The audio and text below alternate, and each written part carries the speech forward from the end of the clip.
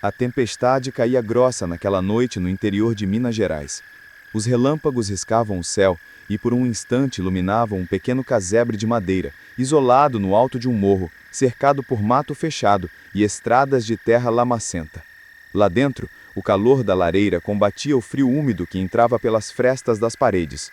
O senhor Álvaro, um homem de meia idade e de rosto marcado pelo sol e pela vida dura na roça, jogava dama com um filho único, Mateus, rapaz de 20 e poucos anos, forte e de olhar vivo. A dona Lourdes, esposa de Álvaro, costurava perto da janela, aproveitando a fraca luz amarelada do lampião. O barulho da chuva no telhado se misturava ao estalar dos gravetos na fogueira. "Vai perder, pai", disse Mateus, movendo uma peça com um sorriso provocador. Álvaro resmungou, mexeu outra peça e percebeu, tarde demais, que caíra numa armadilha. Mateus riu alto. Antes que pudesse se vingar, ouviu-se o som abafado de passos na varanda, seguido de 3 batidas firmes na porta. Os 3 se entreolharam. Quem se arriscaria a subir aquele morro naquela noite?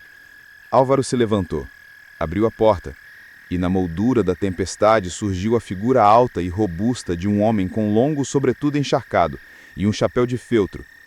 Era Sargento Vicente, velho amigo de Álvaro dos tempos de exército, agora um andarilho sem paradeiro fixo. "Entre, homem", disse Álvaro. "Vai pegar uma pneumonia nessa friagem." O sargento entrou, tirou o chapéu e o vapor subiu de sua roupa molhada.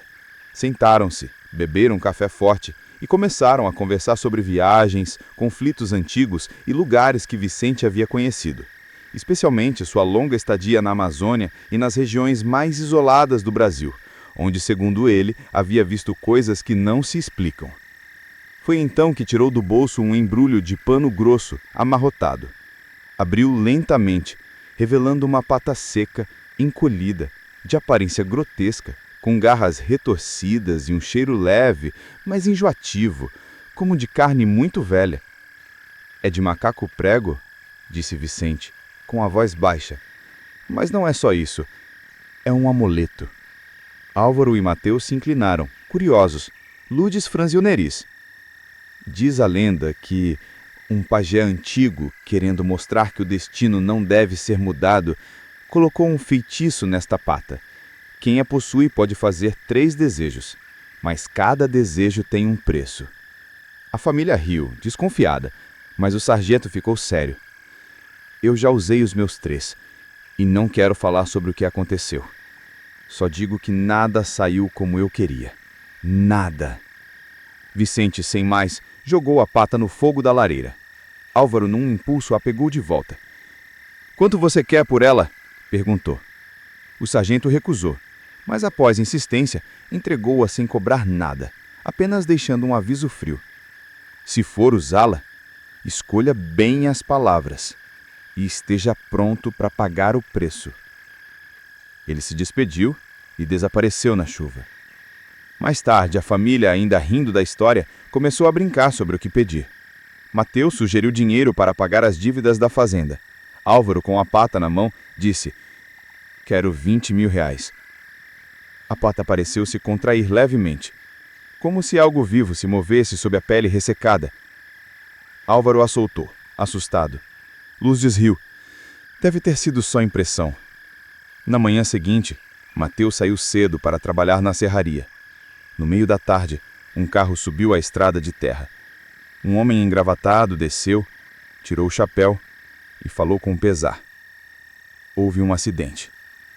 Mateus havia sido atingido por uma tora de madeira que despencou. Morreu na hora. A empresa, como indenização, entregaria à família exatamente 20 mil reais. O dinheiro foi colocado sobre a mesa, mas Álvaro e Lourdes olhavam para ele como se fosse um monte de ossos. Os dias seguintes foram de silêncio e velas acesas. Lourdes, consumida pela dor, acordou uma noite com um olhar febril. O relógio de parede marcava quase meia-noite, quando Lourdes falou pela primeira vez, com a voz rouca de tanto chorar. "Álvaro, você sabe que ainda tem 2 desejos." Ele não respondeu. Estava sentado na beira da cama, olhando para o nada, como quem olha um ponto no escuro. O lampião tremelejava, projetando sombras que se alongavam pelas paredes como dedos tentando agarrá-los. "Você vai pedir, não vai?" disse ela. "Vai pedir para ele voltar." "Lourdes, eu sei que, se isso acontecer, não vai ser o nosso Mateus que vai voltar." Ela se virou lentamente para encará-lo. Os olhos vermelhos, inchados de tanto chorar, tinham um brilho febril, quase insano. "Eu não me importo." Sua voz tremeu, mas era firme. "Ele é meu filho, nosso filho. Eu aceito de qualquer jeito." O silêncio que veio depois não era natural. Até o vento que antes batia nas telhas parecia ter se afastado da casa. Álvaro, como movesse contra a própria vontade, foi até o canto da sala onde a pata de macaco repousava sobre a mesa. A madeira sob os seus pés estalava como se protestasse. Pegou o amuleto e sentiu a textura áspera, seca, mas morna, como pele humana. Fechou os olhos. "Quero que meu filho volte à vida", disse quase sussurrando. Por um momento nada. Mas lá fora o vento recomeçou, mais forte e irregular. Como se soprasse de várias direções ao mesmo tempo, a chama do lampião certicou para um lado, depois para o outro, até quase se apagar. Passaram-se minutos. Lourdes ficou de pé, olhando para a porta, como se esperasse ver Mateus entrar a qualquer instante. Álvaro, nervoso, mexia os dedos como quem tenta espantar um pensamento ruim. Foi quando ouviram.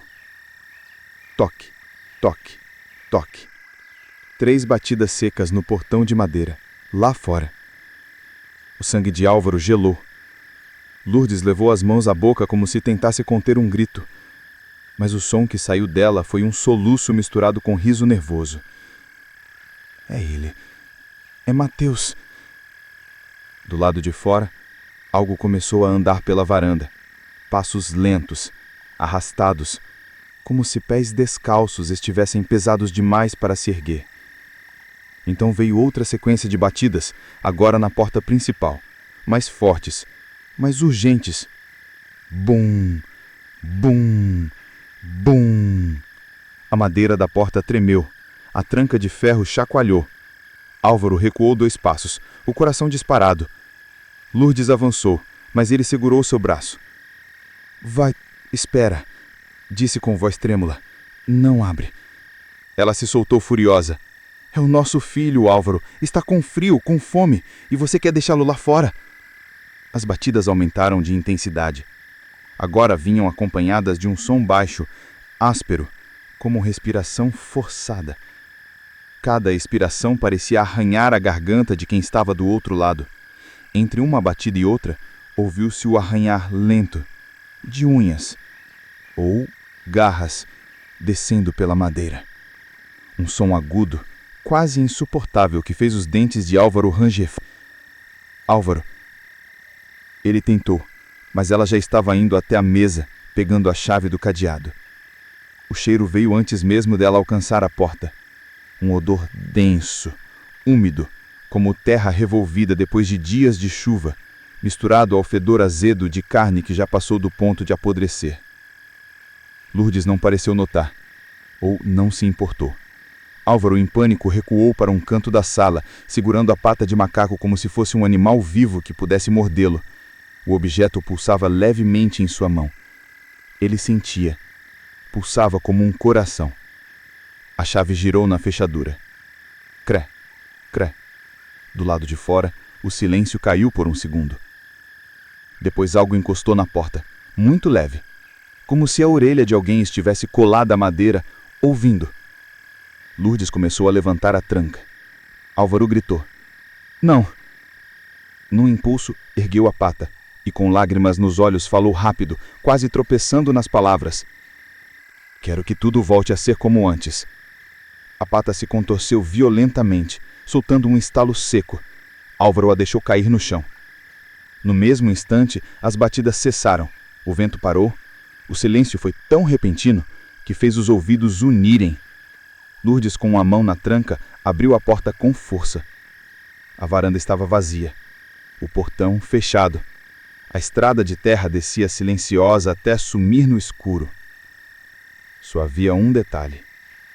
Bem na soleira, começando no barro encharcado e terminando exatamente na porta, havia um rastro de pegadas descalças, marcas fundas, cheias de água de chuva. Mas as pegadas não voltavam. Lourdes ficou parada na soleira, olhando para as pegadas como se estivesse hipnotizada. A chuva fina que ainda caía fazia pequenas ondas na água acumulada dentro das marcas. São dele? Eu conheço. Eu sei. São dele. A frase foi morrendo em sua garganta e ela deu um passo para fora, pisando no barro. Álvaro ficou na porta, segurando o batente com tanta força que os seus nós dos dedos ficaram brancos. Lourdes, entra! Agora! Ela não respondeu. Estava agachada, passando a mão sobre uma das pegadas, sentindo o frio da água e a textura da lama. O toque parecia deixá-la ainda mais frágil, como se a estivesse puxando para um lugar de onde não haveria volta. O vento soprou de leve, e com ele, um cheiro. O mesmo cheiro. Terra molhada e carne velha. Mas não vinha da porta. Não vinha da varanda. Vinha da mata. Álvaro sentiu os pelos da nuca se eriçarem. O som da chuva diminuiu, mas por trás do barulho das gotas havia algo mais. Um som suave, um arrastar lento, quase imperceptível, como pés descalços passando entre as folhas secas. Lourdes, chamou ele mais baixo desta vez. Entra. Ela se ergueu lentamente, ainda olhando para as pegadas, e voltou para dentro como quem anda em sonho. Não se despediram da noite, não fecharam a porta com cuidado. Álvaro simplesmente bateu a tranca e girou a chave, como se quisesse lacrar o mundo lá fora. O resto da madrugada foi passado em silêncio. Lourdes ficou sentada na beira da cama, imóvel, olhando para as mãos sujas de barro como se fossem de outra pessoa. Álvaro permaneceu acordado na cadeira, de frente para a porta, a pata de macaco caída no chão, imóvel, mas que ele jurava, de vez em quando, ver mudar de posição.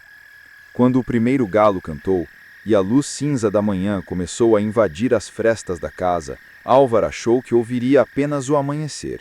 Mas lá fora, bem distante, no meio da mata, veio o som. 3 batidas secas, como se alguém estivesse batendo na madeira de um portão que não existia.